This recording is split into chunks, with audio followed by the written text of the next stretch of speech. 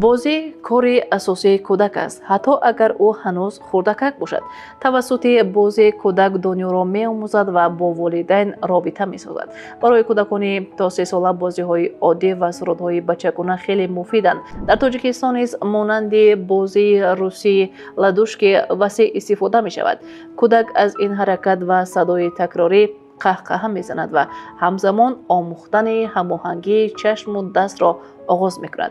یا بازی اگو اگو کجای تو، نوعی از پنهان کردن چهره و ناگاه نشان دادن آن به گفتار کوکو هم کودک را خنده می‌کناند و درک می‌کند که حتی اگر مادر یک لحظه پنهان شود باز پیدا می‌گردد.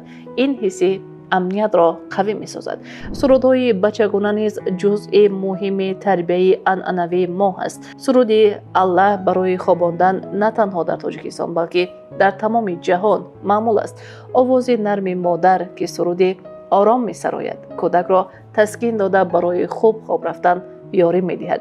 همچنین سرودهای شوخی هستند که هنگام بازی خوانده می‌شوند. این گونه سرود و بازیچه‌ها خاطرات نیک می‌سازند و احساس شادمانی را در کودک برانگیخته زبان و شنوایی او را انکشاف می‌دهند.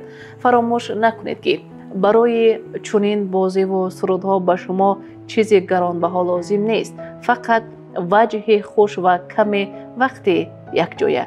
شما کدام سرود یا بازی بچگانه تاجیکانه را می‌دانید و به کودکتان یاد می‌دهید، یا شاید بازی‌های خارجی را به کودک خود یاد دادید؟